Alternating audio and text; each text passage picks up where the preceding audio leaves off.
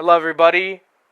Today we're going to do another simulation which is exploring the national vulnerabilities of the databases. And with this, we're basically going to do an IT professional job and what they do on a daily basis.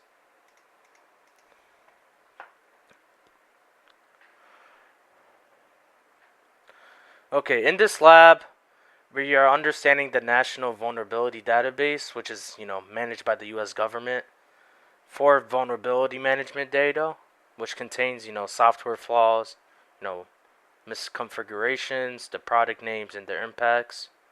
So, we're just getting a whole variety of things and understanding how this type of field can impact this type of the database.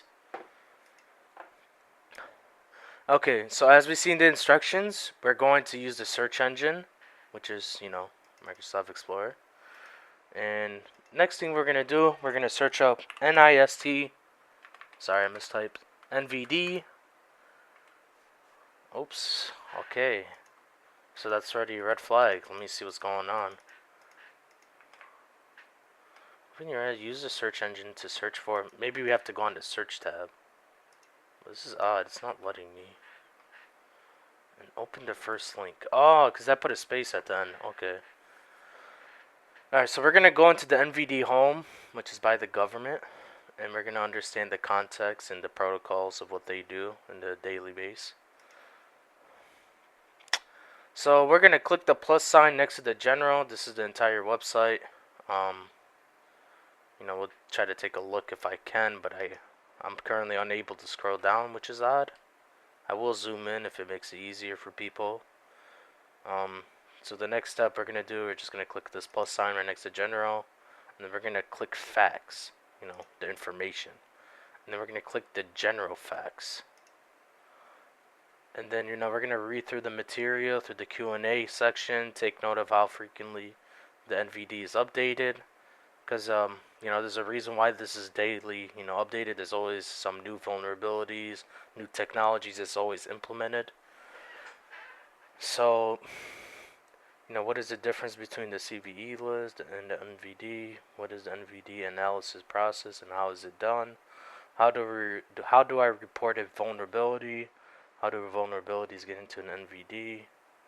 How do I dispute a CVE in an NVD? A vulnerability is identified and possibly assigned a CVE ID. Why is it not in the NVD? How do I report a problem with NVD data?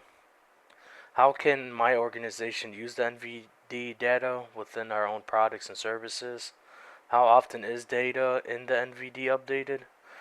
How do I provide a suggestion for improvement of the NVD website or data provided? Where can I learn more about SCAP, Security Automation Protocol? My IP address appears to be blocked from accessing NVD data. What should I do? And where can I find more information about USGCB or FDCC? So, since I read out all those questions, they're basically all listed within here. So we're trying to understand the first question. What is the difference between the CVE list and the NVD?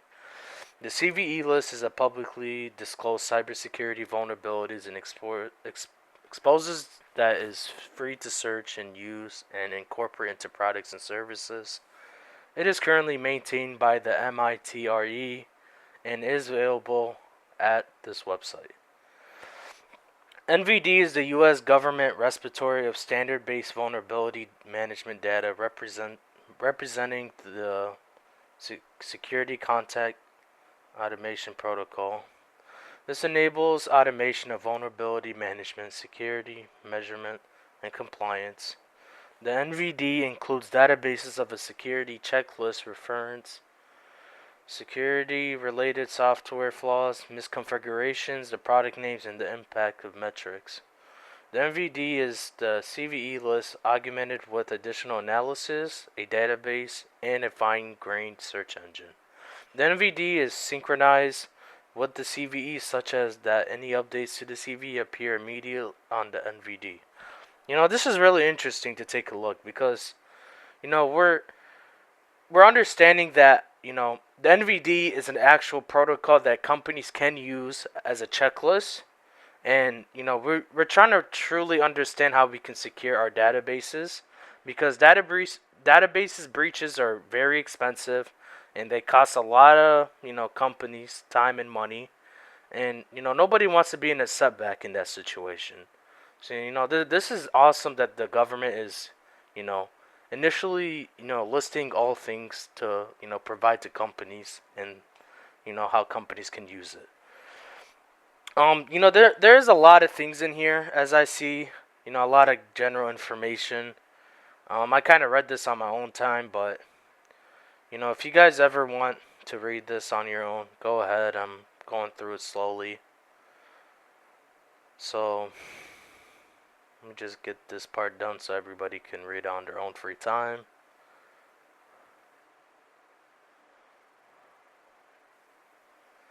But yeah, this is very useful information, and truly glad that this is something that we can see upon.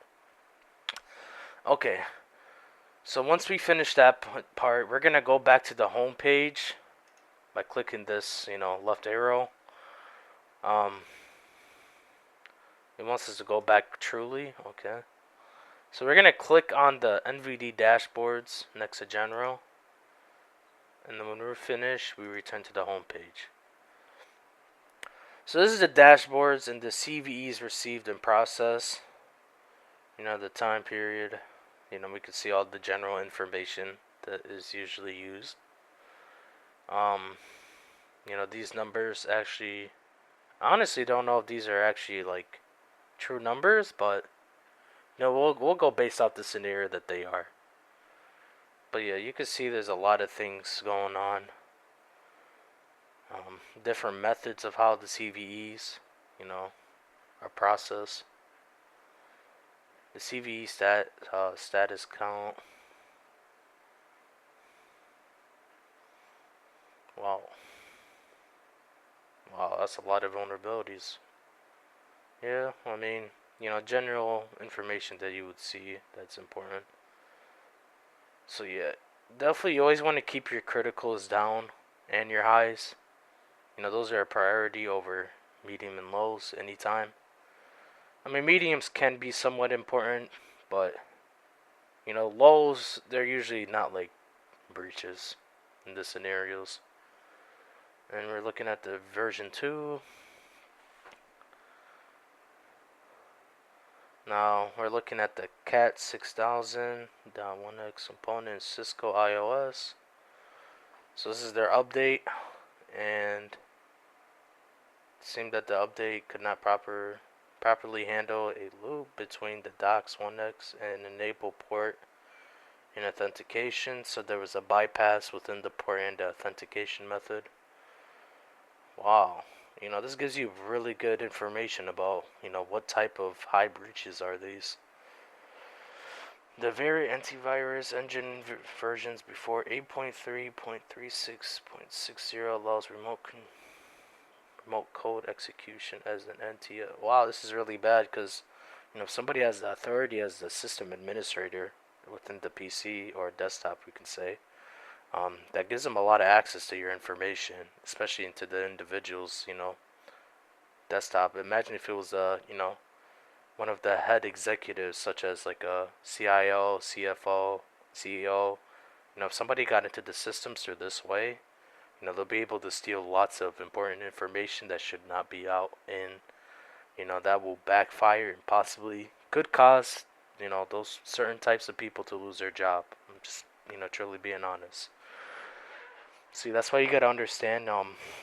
Cybersecurity isn't just about we're trying to mitigate as many vulnerabilities as possible. No, we're trying to stop letting people trying to gather information within the company, and we definitely don't want information to be sent out to other companies so they can get an advantage, or it could be like I said, possible suing from individuals because of the data breach. There's a lot of important things to understand. Okay, so click the plus sign, and then when you're finished, return to the home page. So you guys are gonna click the left arrow again, and then you're gonna click back onto general, and then we're gonna go to the visualizations part. So this section of the NVD, the National Vulnerability Database, is designed to give users the data in different ways to look at it and provide an overview of the data, so we can understand and have some interest on why the visualization looks like that. And once the visualization not here, many people ask for it by the product. Assistant patching. Disclose the identifier. I'm just skimming through this. Adjacent library.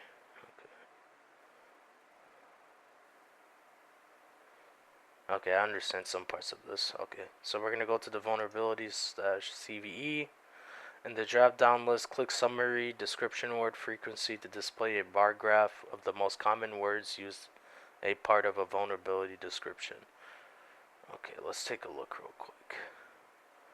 Hover over the 3 highest bars to view the 3 most frequent words used. Take a note of these terms. Return to the vulnerability visualization page. Okay. Okay.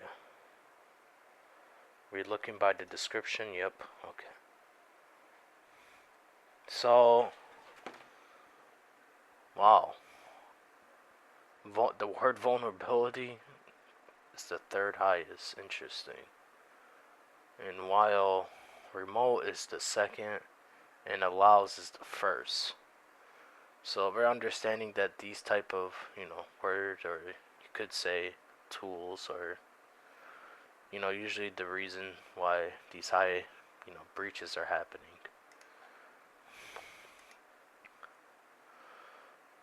So 76.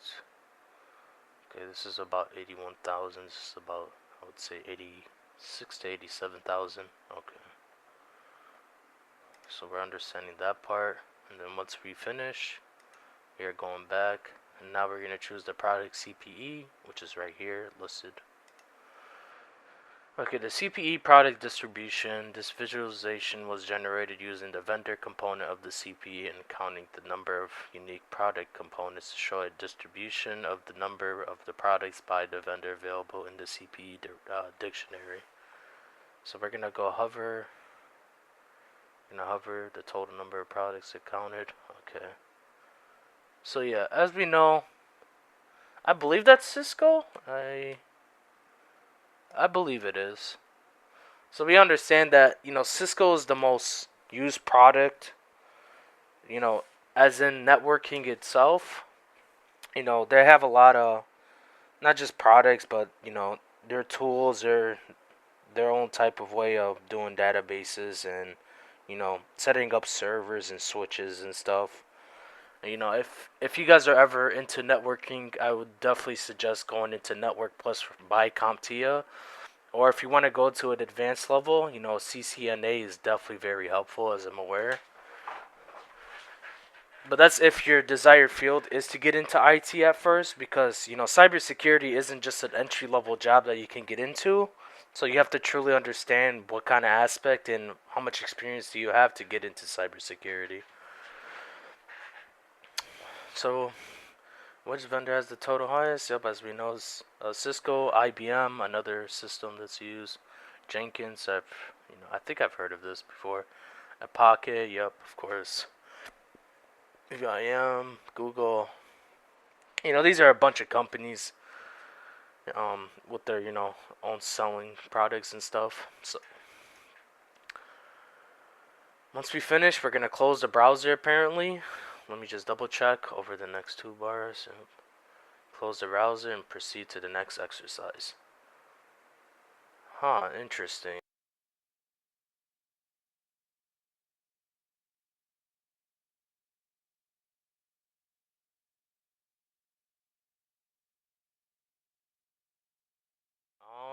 I don't know what happened, but this is very odd. I've never been stuck in a... There's a little bug right here within the simulation. I'm unable to click anything. Okay, there we go. Okay, I guess it took us back to this part. Maybe it meant this next and I misunderstood. We're gonna go through this again. I mean, this was pretty easy for me to go through anyway. Okay.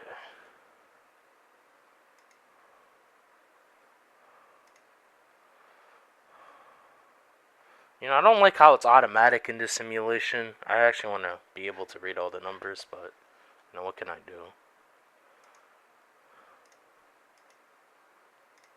Okay, there we go. Alright, well, thank you guys for everything, and, hope you guys understood some of the material, and, just keep practicing in mind, and I hope you guys have a wonderful day.